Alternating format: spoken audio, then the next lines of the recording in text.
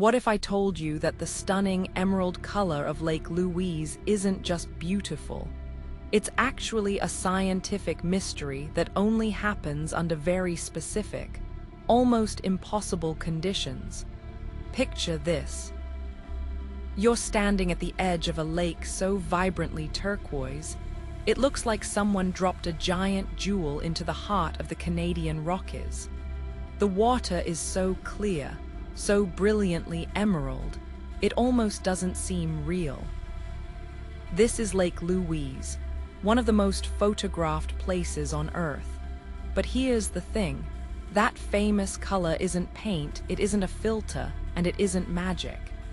It's the result of a delicate, ancient recipe that begins high up in the mountains, with glaciers that are thousands of years old. So how does water, something we usually think of as clear or blue, turn this specific shade of glowing green? And why do some days at Lake Louise look more vibrant than others? To understand that, we need to travel back in time, to the ice long before humans ever laid eyes on this valley. Massive glaciers were carving out the landscape. The Victoria Glacier, which still hangs above the lake today, acts like a slow, powerful grinder, pulverizing bedrock into an incredibly fine powder known as rock flour. This isn't ordinary dirt. It's made of tiny, light-scattering particles, so fine they can stay suspended in water for months. When sunlight hits Lake Louise, it doesn't just bounce off the surface. It penetrates deep, and these microscopic particles do something extraordinary. They scatter the light in a way that filters out the reds and yellows and amplifies the blues and greens. But rock flour alone doesn't create the famous Louise turquoise. The real magic happens because of a second, often overlooked ingredient: meltwater.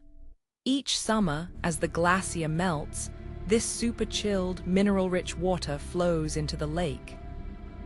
Because it's denser and colder than the rest of the lake water, it sinks, carrying the rock flour with it and creating layers of suspended particles. When sunlight enters, it's like shining a light through a layered jewel. The depth, the angle, and the concentration of particles all work together to produce that signature glow now. Here's where it gets even more fascinating. The color isn't constant. It changes with the seasons, the weather, and even the time of day. On overcast days, the lake can appear a deeper, more mysterious jade. Under direct sunlight, it sparkles with an almost electric turquoise. In early summer, when glacial melt is at its peak, the color is most intense. By late autumn, as meltwater slows, the lake begins to clear. This isn't a static painting. It's a living, breathing body of water that reflects the rhythms of the mountain itself. But there's a deeper story here, one that goes beyond simple optics. The very presence of this color is tied to the health of the glacier feeding it. As temperatures rise and glaciers retreat worldwide, the flow of rock flour could change. Some scientists suggest that if the Victoria Glacier shrinks too much, the delicate balance that creates the emerald water could be disrupted.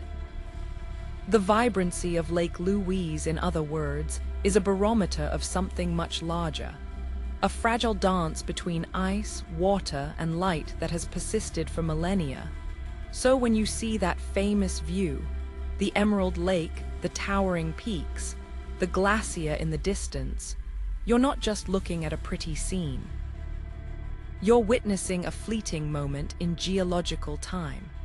A collaboration between ice and stone, water and light, that results in one of the most surreal and beautiful colors in the natural world. Have you ever visited Lake Louise or another glacial lake that took your breath away? Share your story in the comments. We'd love to hear which natural wonder left you in awe.